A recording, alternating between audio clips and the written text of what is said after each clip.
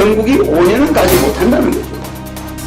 그렇죠. 5년을 가지 못하고 문제가 온다는 걸 나는 내다보고.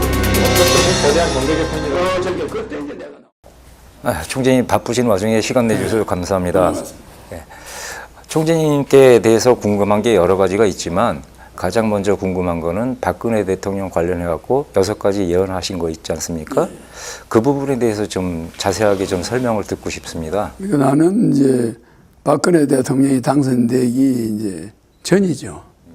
그때 모 방송국하고 생방송에 인터뷰할 때 6가지 지적을 했거든. 박근혜 대통령이 청와대에서 거대한 구판이 벌어진다. 네, 그랬죠.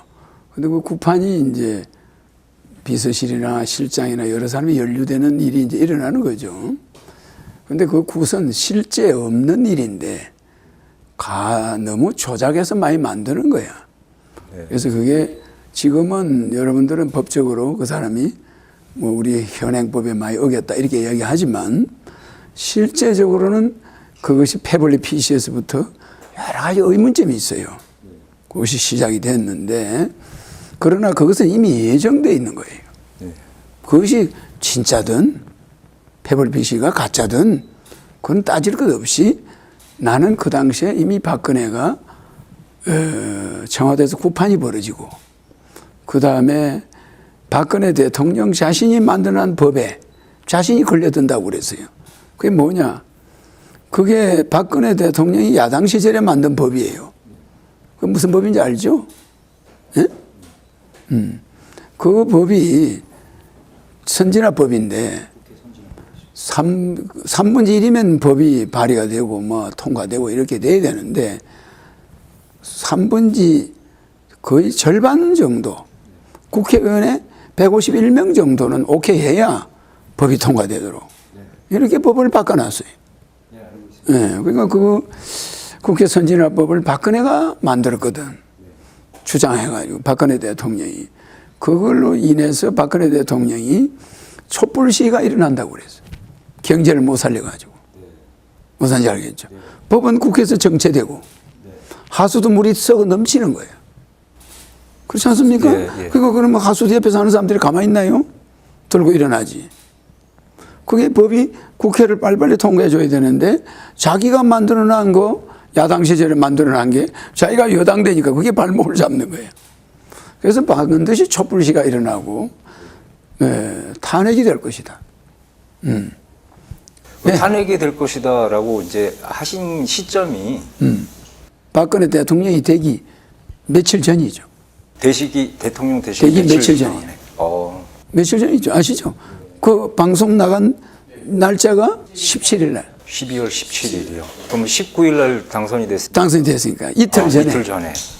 이틀 전에 생방송에. 그게 이제 박근혜가 대통령이 될 것이냐 아니냐 이걸 말하라고 그래서 대통령 된다. 51%로 붙는다. 근데 그게 51% 붙었어요. 51.6%라는 것은 뭔가 좀 이상하더라고. 사실 51%예요. 그렇지 않습니까? 그래서 51%를 붙는다고 했더니 그것도 적중했죠. 그것까지 하면 7개예요. 7가지가 적중했지. 청와대 구판이 벌어져서 간부들이 연루된다. 그 다음에 51%를 붙는다. 그 다음에 촛불 시위 일어난다. 탄핵이 일어난다. 또 4년 만에 쫓겨난다. 그 다음에 개헌 정국으로 덮으려고 하다가 쫓겨난다. 마지막에 가서. 그 얘기도 했습니다. 왜 그러냐면 국회가 가지고 개헌을 해라. 그랬었죠. 이거는 자기가 다급하니까 한 겁니다. 그거까지 내가 지적을 했어요. 개헌 정국으로 그 국면을 돌파해 보려고. 그랬었죠. 하다가 결국 안 되고 4년 만에 나간다.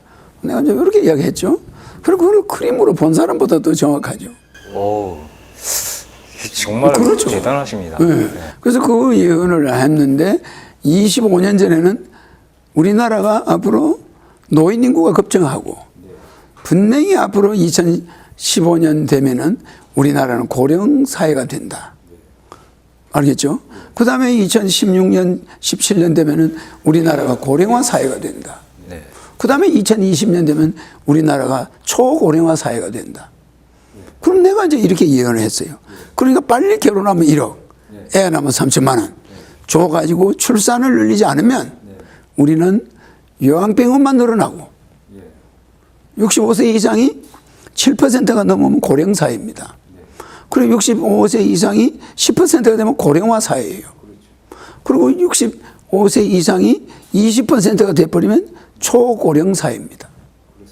그렇습니다. 그러니까 그것이 앞으로 온다. 그러니까 이걸 대비해야 된다. 그러니까 25년 전에 결혼하면 1억, 애 낳으면 30만 원 이야기했죠? 그래가지고 내보고 미친 사람이 된 거야, 내보고. 저런 미친놈 있나, 저게. 결혼하는데 왜 1억을 주냐, 저 미친놈 아니야. 지금 보시면 알지만 애들 결혼 보내려고 그래 보세요. 돈 그 당시 1억 줘야 되는 겁니다. 그거 없으면 애들이 혼사 문제, 부모가 돈이 있습니까? 은행에 다 빚지고 있는데 주택들, 중산층들이 다 아파트 은행에 들어있어요. 근데 또 융자를 받아야 됩니까? 애 장가 시집 보내면 거지 돼요. 아빠들은. 그렇잖아요. 그러면 자연히 부모와 애가 연합해서 결혼을 서로 독촉을 안 해. 그렇잖아요. 그러다 보면 애 안 낳아. 고령 개들이 늙어버려요. 어떻게 됩니까? 나라 망하는 거죠. 그래서 이거를 미리 미래를 내다보고 말을 한다는 건 굉장히 중요한 겁니다. 그래서 나는 여러분들은 내 1%밖에 못 써요. 그래서 나는 100% 써요. 그러니까 나는 안 보고 강의를 지금 몇십 년째 하고 있잖아요. 원고 없이. 계속 강의하죠. 그러나 거기 나오는 내용은 광범위합니다. 안 보는 거라도. 유튜브를 보시면. 굉장히 뭐 다방면으로 이렇게 얘기하시더라고요. 이야기를 다양한 걸 아는데 전부 머릿속에 있는 거잖아요. 여러분은 그렇게 할 수가 없어요. 원고를 봐야 돼. 대부분이 사람이 그렇죠. 그렇게 하죠. 그런 강의는 나는 해본 적이 없어요. 손에 뭐 원고를 들고 강의해본 일이 없잖아요. 모든 게 머릿속에 다 들어있어요. 그리고 이건희가 반드시 일주일 안에 쓰러진다고 내가 그랬어요. 강의 도중에. 그때 닷새 만에 쓰러졌어요. 풍을 맞아가지고. 지금까지 못 일어나잖아. 그리고 삼성이 앞으로 이재용 시대가 오는데 마크를 빨간 색깔로 바꾸지 않으면 삼성에 큰 환란이 온다. 그랬더니 3년 만에 핸드폰이 폭발해가지고 이재명이가 감옥을 갔어요. 박근혜하고 연루되고. 그 맞습니까? 안 맞습니까? 그러니까 굉장히 적중률이 높다. 100%죠. 근데 이 사람들은 지금도 삼성 마크를 빨간 걸로 안 바꿔. 제가 아버지가 쓸 때는 파란 걸로 했잖아요. 청색. 그건 신뢰입니다. 신뢰. 색깔로는. 파란 색깔은 신뢰를 상징해요. 그동안 삼성이 신뢰를 얻었잖아요. 근데 미래는 신뢰만 가지고 못 살아요. 도전해야 돼, 도전. 빨간색은 도전입니다. 그 색깔의 상징에 따라서 시대에 맞춰 가야 된다. 맞춰 가야 돼. 그렇잖아요. 이제 신뢰 가지고는 안 돼요. 뭐 해야 됩니까? 도전. 이제 1등이라 해가지고 거기에 자만한 색깔이 청색이에요. 그렇잖아요. 다시 빨간불을 켜야 돼. 도전 정신으로. 다시 성장을 해야 된다. 성장해야 돼. 거기에 삼성이 우리나라의 전체 매출의 우리 GDP의 40%를 차지하는 기업이 나약해져 버리면 됩니까? 불을 당겨야죠. 그 빨간 등을 켜라. 마크를 빨간 걸 바꾸고 이건희 시대와는 다른 시대를 준비해라. 앞으로 일주일이면 이건희 시대가 간다. 내가 그랬어요. 나오지 않습니까? 우리 텔레비에. 그런데 진짜 이건희가 쓰러졌어. 그리고 이재명이가 빨간 마크를 안 바꾸더라고. 3년 있으니까 핸드폰이 폭발. 박근혜 일이 터지면서 구속. 굉장했죠. 삼성이 핸드폰이 폭발하고 그 바람에 손해본 가치는 100조, 200조가 넘어요. 피해본 게. 굉장합니다. 그럼 내 말을 들었어야 될 거 아니에요? 근데 안 들어요. 그러니까 제가 예언한 거는 그것뿐이 아닙니다. 트럼프가 공화당의 16명 중에 꼴찌할 때, 저 화일 하나 가지고, 트럼프하고 사진이죠. 16명 중에 꼴찌할 때, 내가 트럼프가 미국의 대통령이 된다고. MBN에 나가서 이야기했지. MBN 생방송에 나와가지고, 트럼프하고 내가 이야기했어요. 그래가지고, MBN에서 앵커가 웃고 난리가 났어요. 아니, 공화당에서 16명 중에 꼴찌인데, 이보세요. 내 트럼프가 나를 만났죠? 백악관에서 만난 거 아닙니까? 그러죠? 여기다 이름을 써줍니다. 그 매직 하나 가져와. 아, 여기 매직이 있어. 우리 기자님 전함이 원성훈 기자입니다. 원성훈 기자입니다. 성자가 별성자입니다.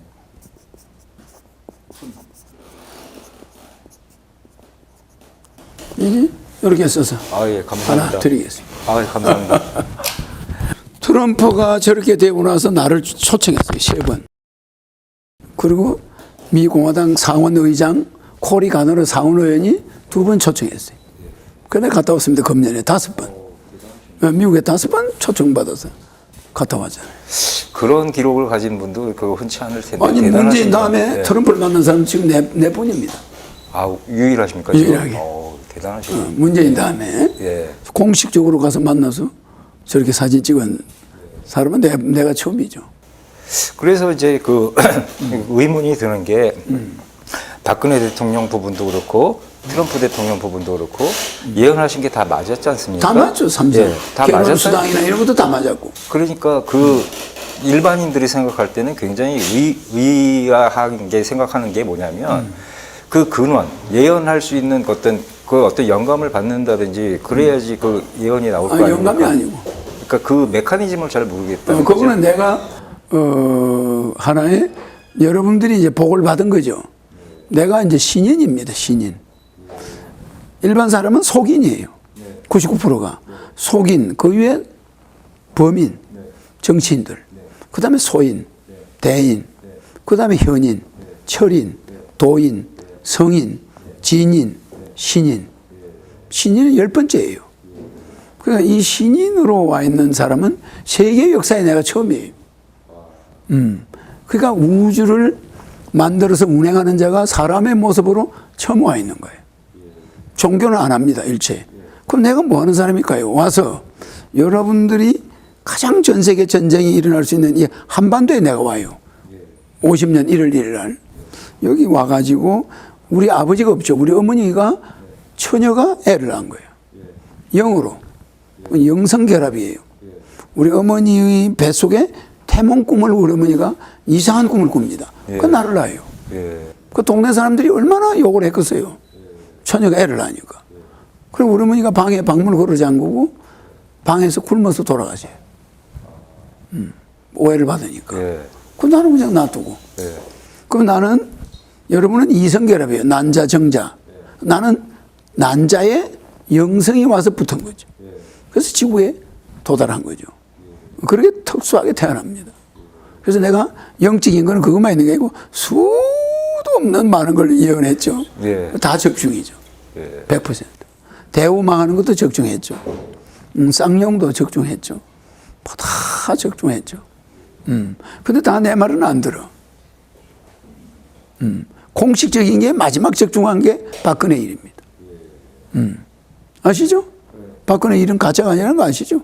실제입니다. 거기서 여러분들이 조심해야 될 거는 청와대가 구판에 말린다. 이 말은 쉬운 일이 아닙니다. 아무도 짐작할 수 없었던 일이에요. 청와대 안에 그런 일이 있었는지 아무도 모르잖아요. 그게 미친 사람들처럼 구판이 일어난 거죠.